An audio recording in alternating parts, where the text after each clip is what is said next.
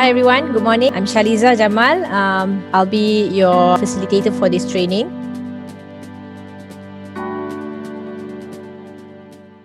So it's the same thing as whatever we do. Actually, everything that we do in our life needs to have a goal.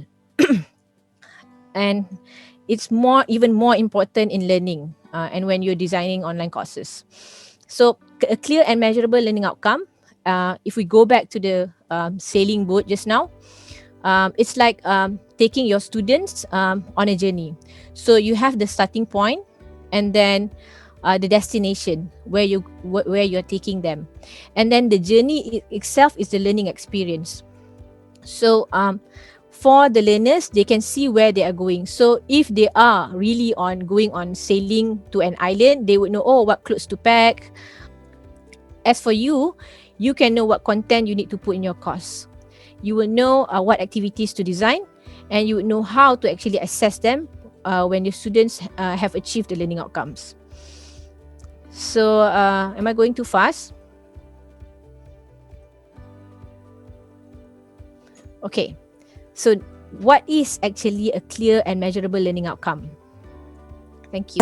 The other way around, I suppose. One learning outcome, you can have different activities, and all these different activities are under the learning outcome. That is correct, right? Yes, that is correct. You can actually have different activities in different modules, if you call it modules, or in different weeks, from week 1 to week 10. Okay. You can still have those activities, like maybe even 10 activities addressing to one learning outcome. All right. Okay. Sorry, Puan Shaliza, may I interrupt? Yes. I think Dr. Nadia is quite confusing when I read her template on the course learning outcome. She get confused with lesson outcome. She thought learning outcome is lesson outcome. What you explained just now is learning outcomes here is referring to course learning outcomes, which is by end of this course, not by end of this session or this class.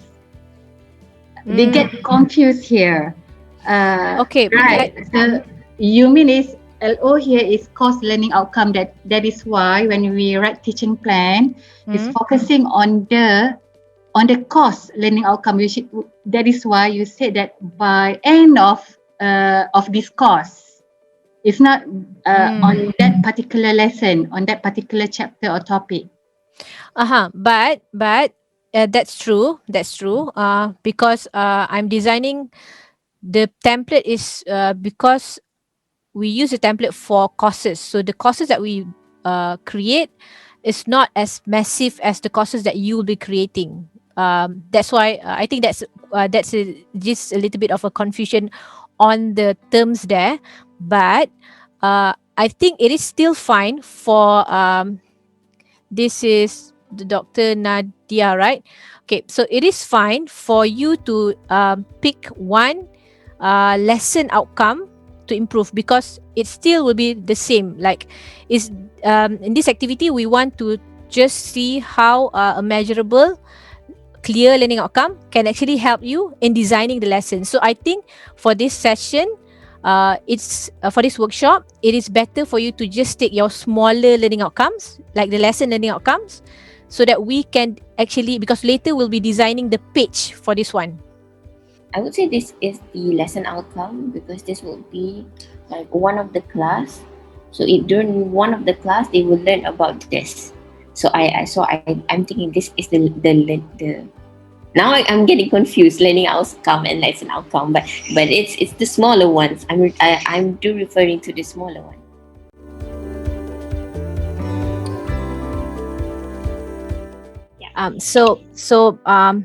Why do we want learners to produce unique learning artifacts? In this samples that I'm going to show you, you will also be able to see how all of these 5 characteristics are also applied in all of the EULAs that we are going to see. Okay, so the first one is to authenticate their learning. Again, I'm going to take the example or sample from Finding My Passion. This is a collection. I've collected the sample of one learner from that course, and in this activity, she will have to she will achieve this learning outcome.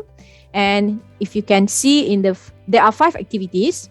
In the first activity, she will be sharing her hobby. In the second activity, she shared why she enjoyed it and what is the effect that it has on her. And then from these 2 activity, the same as what you see in the page just now, she will come up with the keywords. And in this case, she found that her passion comes from growing things and seeing what becomes of it. And then in the next page, which is my unique purpose page, she will share one quote that she values in her life. So she shared, "Only in the darkness can you see the stars." She also has like a short reflection on why she chose this quote. And once she looked at this and found out what her passion is and thinking about this quote and the reflection on this quote, then only she was able to come up with a mission statement. In this case, her mission statement is to use positivity to better the lives of those around me and inspire others through a quiet and inner strength. So Salina wouldn't be able to come up with this kind of mission statement if she did not go through all of this content. And all of the learners, like these are another sample of a collection of some of the other learners, also came up with different and unique, also personalized mission statement for themselves. So that is how we see the authenticity of their submission.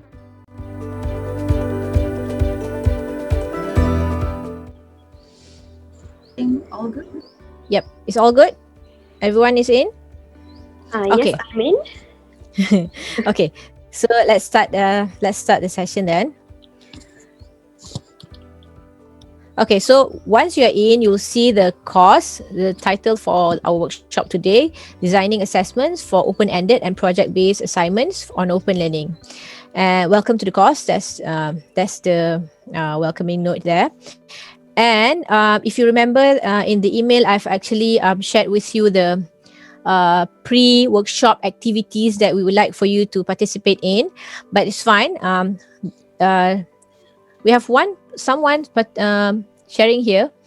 It's from one of the faculties, I guess. It's from me, Elil. About Okay. chemistry. Okay. So the learning outcome here is solve problems related to mole concepts. Wow, stoichiometry. Chemistry. And describe, calculate, conduct. And then you have assignment, tests, laboratory reports, final examination. I think for the library, they will be doing some tests and then make the reports, right? Yes, they'll do the virtual lab and then they have to submit to me the report. And that means that it is for this learning outcome, maybe? Yes, correct. Yeah, okay. So that's good. Thank you very much. And for the rest of you, we can try to do. We're going to take like about a couple of minutes, I think. I hope that's enough. We can try to do this activity and try to share here. This activity, it is very important actually for us to for you to participate in this activity, because this will actually help you to ease you into the learning of this course. Because throughout this course, we'll be using your learning outcomes, and we will be talking about assessment and the activities that you'll be doing to assess the students. So let's just take a couple of minutes. Is that enough? For those who have the account and the courses, you can try to do it. But for those who are just here to observe, it's fine. Wow.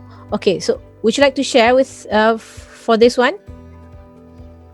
The Center of Foundation Studies? No. Okay, it's fine.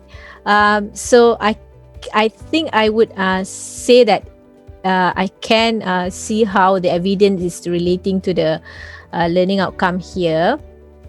Thank you for sharing. And then Hafiz bin Hassan, understand the connection of systems that operate the human body and plan. Demonstration, so the students will have to demonstrate the understanding or in lab sessions, plan, transport, pulse taking. So I'm assuming that in the lab session, the students will have to do the plan transport, pulse taking, reflect test, red dissection. Okay, to understand the connection of systems that operate in the human body and plant.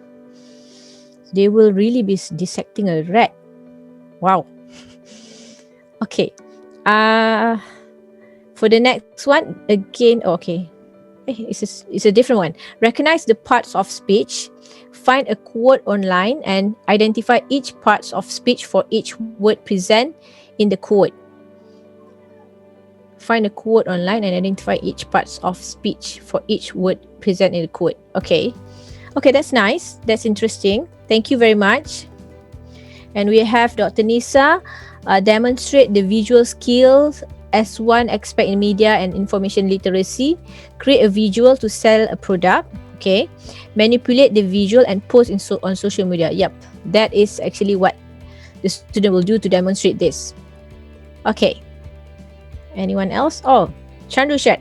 Chandru said he wants to gather project requirement information, share their thoughts. So there's a lot of, there's 3 outcomes here.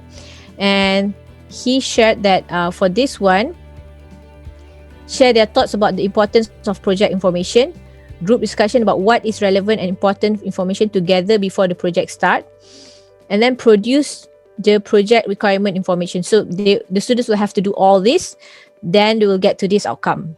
And then the next outcome is scope the project baseline, analyze the elements of the project scoping, share their research findings of project risk, share their thoughts about handling project and client management, produce project baseline. Okay, so that's scoping. And then create the project plan and timeline, choose a project and prepare the requirement. And then the final activity is to showcase their project, includes the scoping, planning, risk analysis by uploading. So the final project here is to showcase. The final activity. Okay, so the final activity here looks like what the student will do is actually achieving all these 3 outcomes. Thank you, Chandru. Anyone else would like to add to this?